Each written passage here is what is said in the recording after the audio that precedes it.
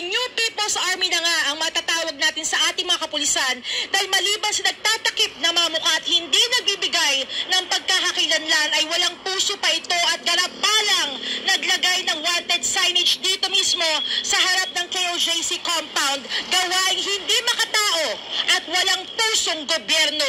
Yes. Grabing abuso ng mga, ewan, pulis pa ba to? Baka mga hired in PA to eh.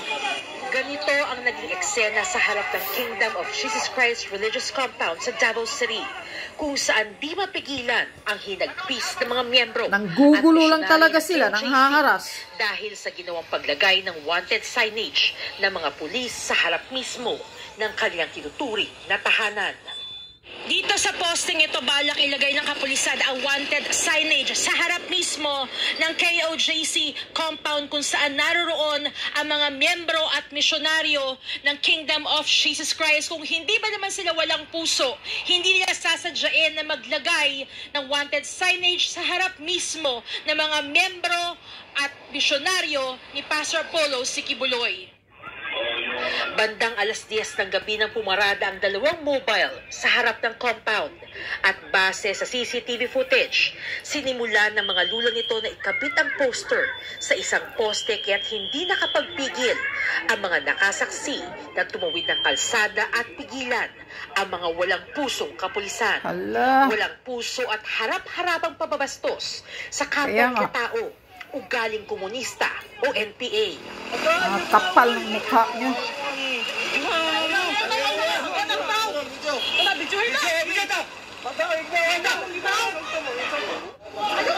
Yabang.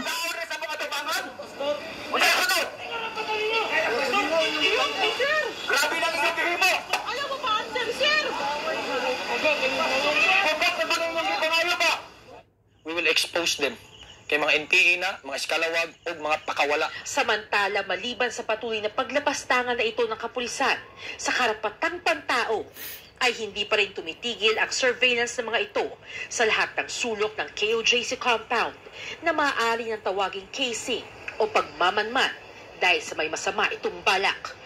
Nagtatanong po kami bilang mamamayan dito sa Davao. Kung ang iba ay hindi sumasagot sa patuloy na katanungan ng KOJC, mga mangmang, kung bakit sila nagmamanman sa mga vicinity ng lugar, mga bingi, meron namang iba naggalit pa kapag tinatanong.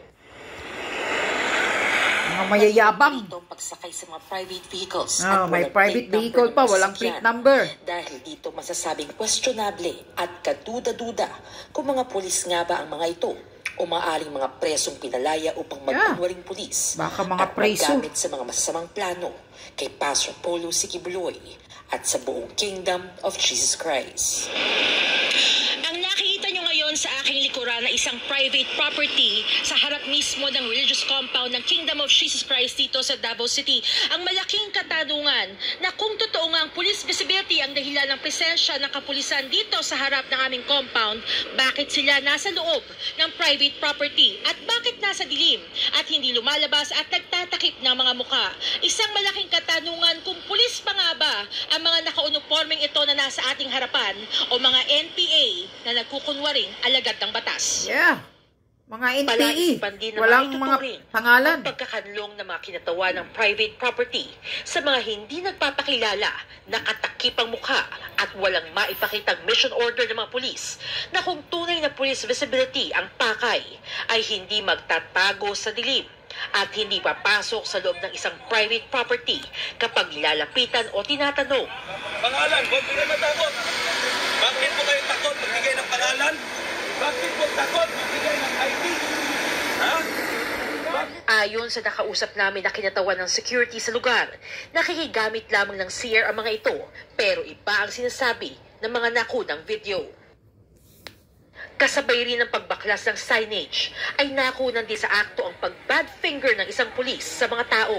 Malinaw sa katapangang taglay ng mga ito sa paggawa ng karumal-dumal at mali. Ayaw mo lang ang respeto sa inyo ha! Mga bastos tayo mo ha! Awa mo dire ay! At isa rin sa nakakabahala ay ang aktong pagtutok ng baril ng isang pulis sa mga tao habang nagaganap ang kombusyon, mga pagkakataong dapat pinapairal ang maximum tolerance na hindi ata alam ng mamang pulis na ito.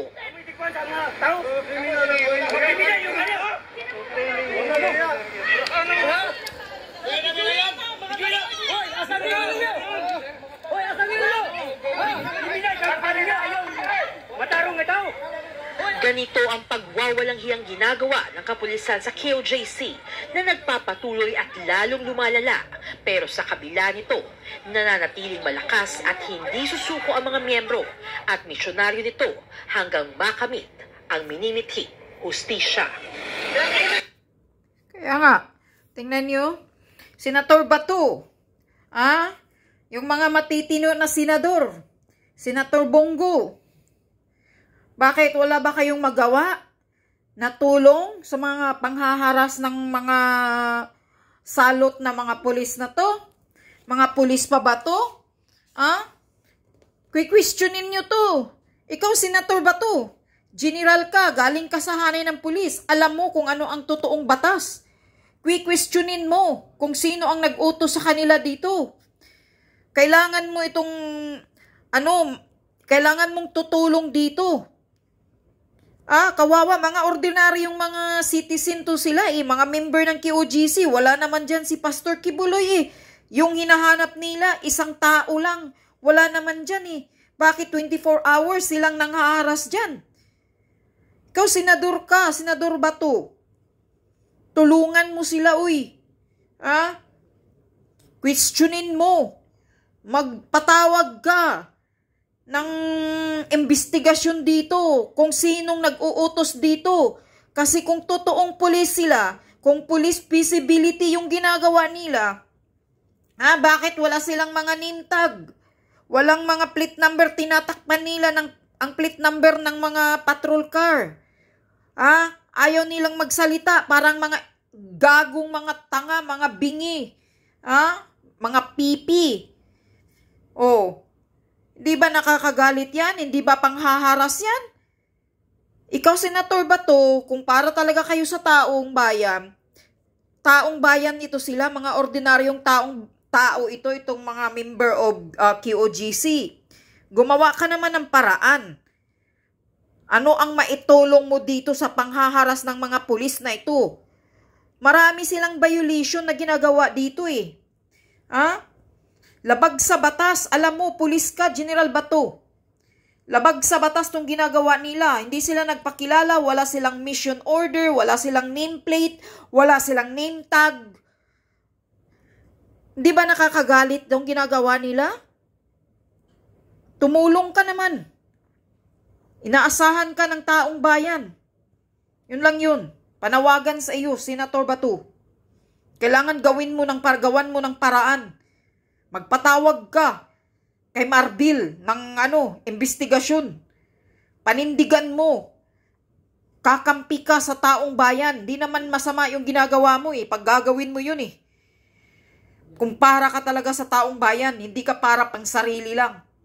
Paglaban mo naman tong mga members na kapanggigil. Hindi nga ako member ng KOJC pero nanggigigil ako dito Kasi halatang-halata na talaga na panghaharas tong ginagawa ng mga salot, ng mga hinayupak, na mga bingi, na mga tanga, na mga julul na mga pulis na to. Dapat lang talaga bastusin sila ng mga members dyan. Sige nga, mga pulis na mga salot, itago nyo kunin nyo yung mga armas ninyo, magsuntukan na lang kayo dyan, isa-isa. On one. Lalaban naman talaga yung mga members dyan Mayabang lang kayo kasi may armas kayo. May baril kayo, kaya mayabang kayo. Yun lang yun. Suntukan kayo. One-on-one. Walang gamitan ng baril. Tingnan natin kung sinong mananalo. Yabang ninyo. Lumalamon naman kayo sa pera ng mga taxpayers. Sana karmahin kayo.